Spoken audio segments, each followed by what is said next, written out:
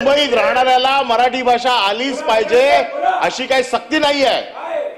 आता बोला। आणि असं की विद्याविहार घाटकोपरची भाषा ही गुजराती आहे, हे काय? भाषेचा दर्जा, अभिजात भाषेचा दर्जा हा दिला त्याबद्दल आम्ही सर्व महाराष्ट्र सरकारचं अभिनंदन करतो। परंतु केंद्र सरकारचं पण हा मोदींचं करतो, मुख्यमंत्र्यांचं करतो, अजून कोणाची नावं असतील त्यांची सांगा, नाही सगळ्यांची करतो। परंतु जे चांगलं आहे त्याला चांगलं म्हणणं ही आमची संस्कृती आहे।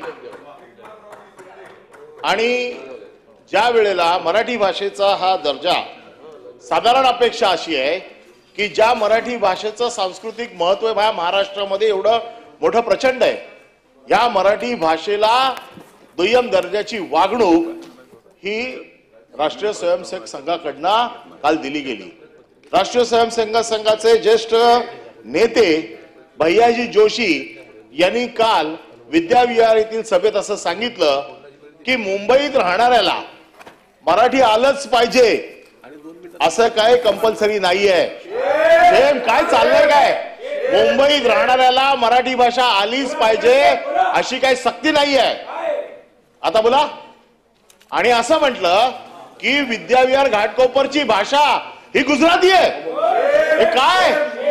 या म्हणजे तुम्ही भाषिक जागा मुंबईचे तुकडे तुकडे तुकडे करून काही गुजराती, काही मराठी, काही उत्तर भारतीय, काही ख्रिश्चन, हे जे काय मुंबईचे तुकडे पाडण्याचं काम राष्ट्रीय स्वयंसेवक संघाचा जो छुपा अजेंडा आहे की मुंबई तोडायची, मुंबई काढून टाकायची आणि मुंबई गुजरातमध्ये घेऊन जायची। उद्योगधंदे तर नेले गुजरातमध्ये, बाकीच्या सगळ्या गोष्टी नेल्या गुजरातमध्ये।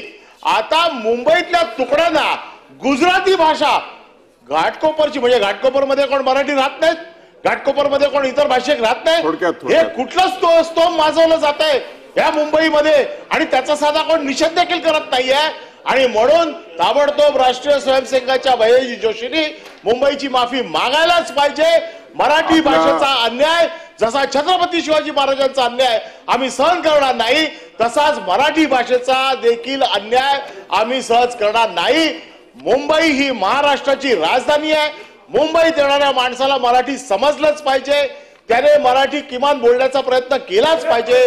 परंतु ज्या पद्धतीचं लेबल, ज्या पद्धतीचं केवळ मराठी माणसाला बाजूला थांबवून गुजराती मतं घेण्याचा जो काय प्रयत्न चाललेला आहे, याच्यासाठी जे गुजरातीकरण केलं जात आहे याचा आम्ही तीव्र भाषेत निषेध करतो आणि सरकारने त्याच्यावरती ताबडतोब माफी मागावी आणि मराठी भाषेचा दर्जा, हा जो अभिजात भाषेचा दर्जा दिलाय त्याला कुठेही अनिल परब लागणार नाही आणि इतर सर्वांनी दिलेले 289